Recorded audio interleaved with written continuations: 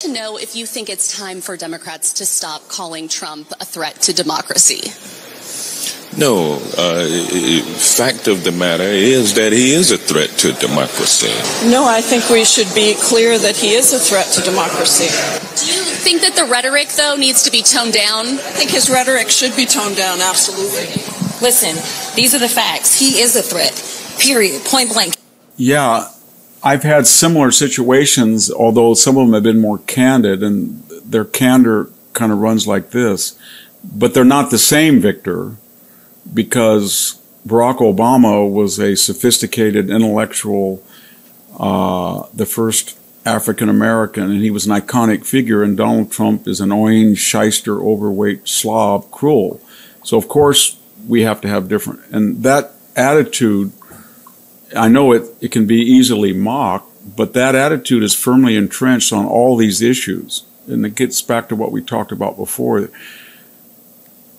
The left really does believe, either because they're more affluent now, or they feel they're better credentialed, or they control most of the institutions, that was almost their birthright, or maybe most of them are not actively religious, but maybe there's some type of divine force that has bequeathed them those opportunities and success. But whatever the reason is, they feel that they have an entitlement to be hypocritical because they are morally superior and better educated than the rest of us. And so if they make a decision that isn't equally applicable to both sides, they just say, well, you've got a point, I am hypocritical, but on the other hand, you can't compare who I am. We need to avoid a war. We need to start working toward peace. He's endorsed that not to me, just to me privately, but publicly. Ending the censorship and the surveillance in this country and around the world. You know, you talked about the reluctance of Democrats, high-level Democrats, to condemn the assassination attempts against Donald Trump. 28% of Democrats, according to a poll that was taken this week, wish that Donald Trump had been killed. That's not a good thing for our country. We should be getting condemnation. And not only that, we should be seeing Democratic condemnation against the censorship that's now taking place in Europe. The European community no longer has free speech, which means it no longer has democracy. Brazil banned Twitter this week, or X this week. Why were there no condemnations in the White House? We're supposed to be promoting democracy around the world, not destroying it. And we see that all the Democratic leaderships, Vice President candidate Walz, Vice President Harris, and Hillary Clinton this week have all come out for censorship, saying that the First Amendment does not protect what they call misinformation and disinformation. Of course, the First Amendment does. That is the fundament of democracy. The First Amendment protects truth. It protects lies. It was written not to protect the easy speech that everybody wants to hear. It was written to protect unpleasant speech, the speech that is obnoxious, the speech that is dissenting, that is troublesome. That is the whole point of the First Amendment. Without that amendment, you don't have democracy. 3, President Trump has agreed to make the spear tip of his administration ending the chronic disease epidemic, make America healthy again, make our children healthy again. And he intends to fix it by fixing the health of our people. He's not only made that private promise to me, but he has made that publicly the commitment of his administration. And one of the things that we know about Donald Trump is that he does things that he says he's going to do. He makes public commitments, and then he doesn't care what gets in his way. I'm very hopeful, and the fact that he has appointed me to his transition team and asked me to help pick the 14,000 people who are going to make up the government the next time around, I think gives credence to his genuine commitment to these issues. Can you imagine, after a man has basically lived through not one, but 2 assassination attempts? And I'm going to put an asterisk against that because 2 assassination attempts that we know of. You see, a lot of people, I think, forget the fact that the guy's under a constant threat. People want to take him down all over the place. including what I would believe many in our own government. So we only see the public threats. We saw this shot in Butler. We heard about the guy crawling into bushes in West Palm Beach. But we never hear about probably dozens of other threats that he runs into. They keep that quiet, no doubt. If we've seen 2, if we know of 2, there's probably 10. There may be 20. He is constantly under attack. And you would think at this point that the Democrats would pull back and say, hey, enough. Let's stop this. Nope, not at all. That stuff you saw in the halls of Congress was taken on Thursday. They were interviewed on Thursday. Hey, would you like to go ahead and back down your threats, stop this stuff? No, he is a threat to democracy. Over and over and over. And then, Robert F. Kennedy Jr. says that, I think he said 29 or whatever the number was he used, are okay if this man gets eliminated. What you have to realize is that we are not in a political fight anymore. We are in a war for our country. When armies go to war, the general back there is who they want, and they will go through you to get to him. Where in this instance, it's completely flipped around. They'll take him out because he's in front of us. Because all of us are who the target really is. And I don't think enough people can even grasp the situation at hand. That they want this man dead. And they want ill for you as well. And they will do anything to get there. Case in point, saw an article on, let's see, this is on the New York Post, which I have to show you. This is just incredible. The Dems send a message to violent supporters who will rid us of this meddlesome Trump. This is an amazing article. It was published yesterday at 2 o'clock in the afternoon. Let me show you some of this stuff. The second assassination attempt against Donald Trump gave us a moment of profound insight. My father hates Trump, said the son of the would-be assassin. Like every reasonable person does. I'm going to come back to that. Like every reasonable person does. They are so adrift at sea in their hatred, their loathing of Donald Trump and everything MAGA, that they truly believe that every person who's reasonable feels the same way about Trump and MAGA supporters. They all should be done away with. They are poison. They are a boil on the ass of America. They don't even want us breathing the same air. And you think you're in a political fight? Wake up. Wake up. This is no longer political. This is definitely good versus evil. This is surviving this election and what may come thereafter. It's no longer about a donkey and an elephant, Republican and Democrat. That ship has sailed a long time ago. I created this channel because I wanted to make sure you guys knew stuff that wasn't being told on television. And I'm telling you right now, from what you hear out of their own mouths, Trump is a threat to democracy. Trump is just like that guy from Germany with the funny mustache. Trump needs to be taken out. Trump needs this. And so do you as a supporter. Let's continue here. Let's begin with the sitting president of the United States, Joe Biden, whose reason may be clouded by his passage of time, but whose opinions on the subject are sharp enough. According to Biden, quote, Trump must be considered, if not exactly armed, then dangerous. As the leader of, quote, an extremist movement that does not share the basic beliefs of our democracy. The movement being us, We are extremists, and we don't share the basic beliefs of the American democracy, which in its essence is all we care about is the essence of our democracy. They have changed what that word even means. You heard yesterday's video where Kamala Harris was talking about the freedoms of being an American, and none of those freedoms are what we care about. They care about that. We don't care about it. We want the freedom to be free people in America, say what we want, go where we want, do what we want within the law. And their freedoms are basically based upon ideology. Nothing of what's in the Constitution. There's nothing in the Constitution anywhere about baby removal.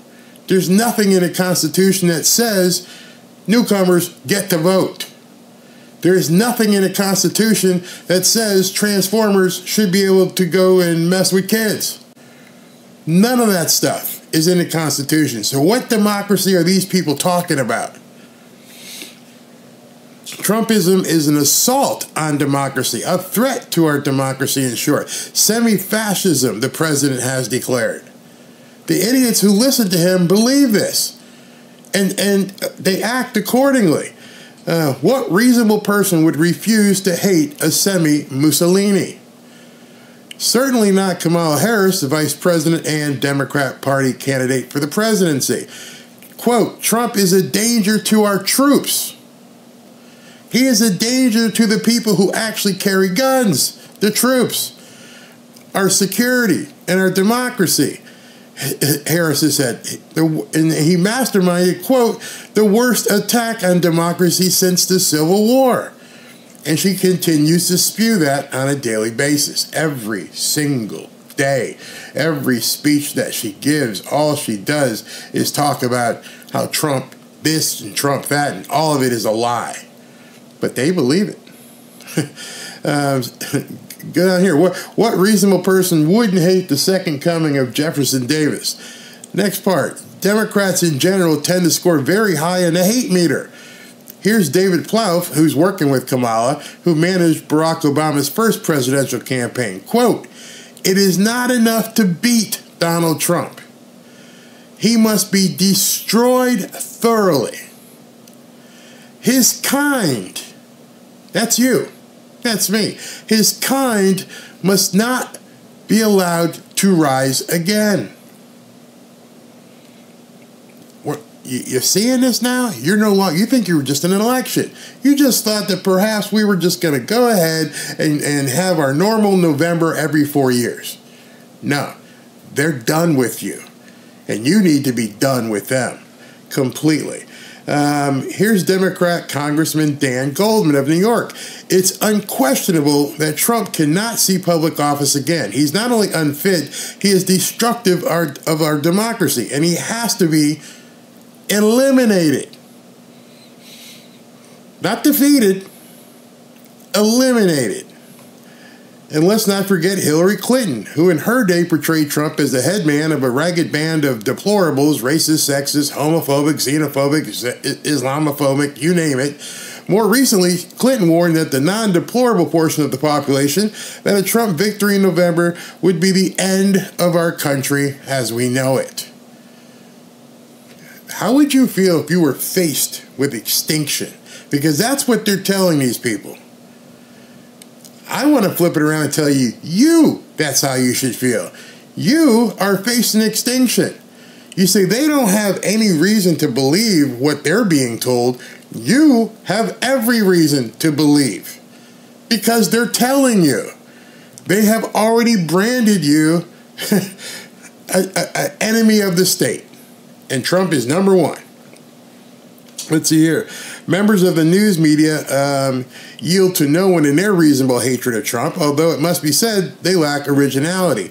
Whereas the Democrats' hatred, as we've seen, is a many-splendored thing, presenting the threat of the Orange Man as anything between Beast of the Apocalypse and Return of the Old Confederacy, the media seems stuck on the question of authoritarianism. Wow, what a sentence. Let's continue. Here's a New York Times headline. You love this one. Trump's dire words raise new fears about his authoritarian bent. On The Economist, Donald Trump poses the greatest danger in the world in 2024. Not the United States, in the world. The Guardian, a second Trump term will be far more autocratic than the first. Politico, Trump is an authoritarian, so are millions of Americans. Oh, so Politico is reminding everybody, it's not just Trump where the problem is. It's all those maggots. They are just a stain. They are so bad, they need to be, like, we need to spread pesticide and get rid of them. And yet you may have been thinking until you're hearing this, hopefully it's not the first time, that this was just a normal election. It's not. It is not a normal election when people think of you as a rodent. They don't want your kind. And I'm thinking to myself, this is supposed to be the party of tolerance.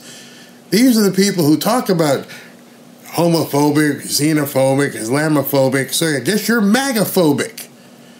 Because you don't want anything to do with us and you want us exterminated like bugs. You keep telling everybody that. Unbelievable. It's simply beyond the pale.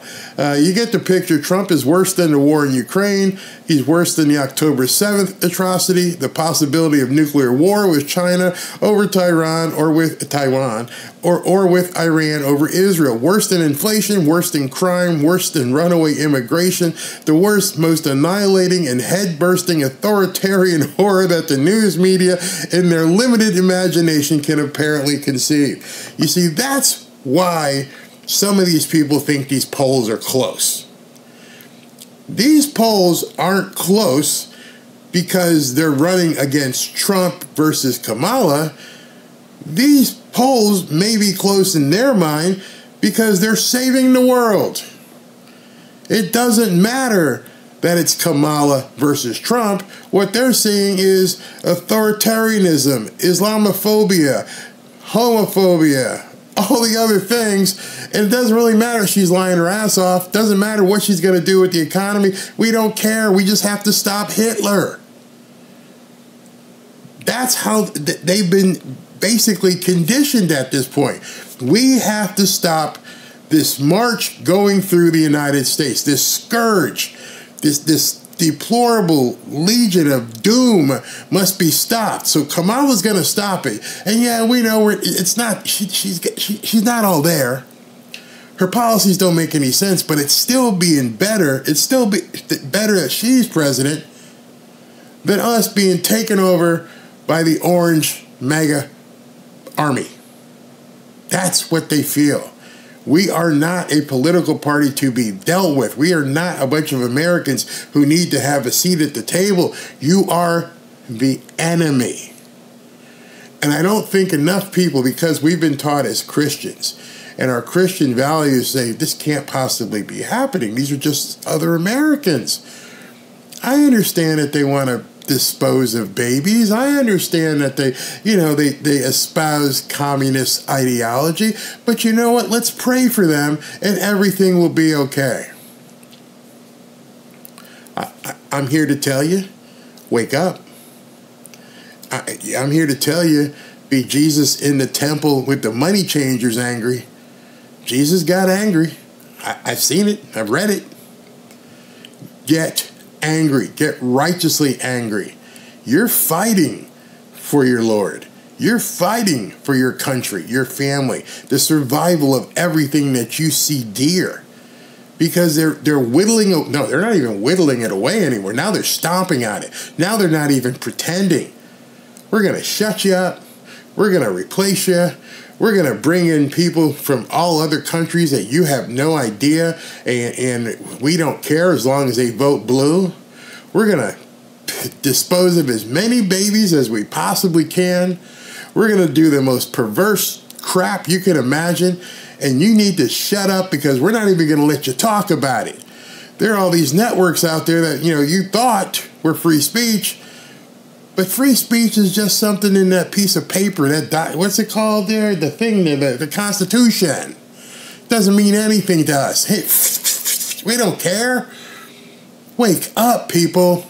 I'm serious. Wake up. There might be a time where you click the button. Let's see what Barry's putting up today. Oh, it's not there. Or even worse, you can't even log on. We've been looking at your history. We've seen the videos that you've been watching, and you're no longer allowed to watch videos. Yeah, it could really well get there. And needless to say, the latest failed attempt at assassination changes nothing. On the day after, the Los Angeles Times ran the following headline: "Think Trump isn't really serious about being a dictator? Think again." The day after they ran that headline. Down further, of course, you know it's infecting Hollywood. Robert De Niro, strutting his stuff, has called his former president a jerk, an idiot, a clown, and a gangster. George Clooney, more conventionally, has said he's a xenophobic fascist. If Donald Trump, Jennifer Lawrence, becomes president, that will be the end of the world. Like anyone cares what Jennifer Lawrence has to say. I've scrolled down to the end because pretty much I went too far. Pretty much that's all you have to know. The only meaningful question we should ask about Trump isn't political but existential.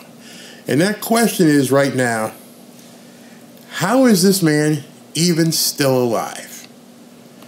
Well, I think there's only one answer for that, and that same answer is going to tell you how you need to conduct yourself over the next couple months.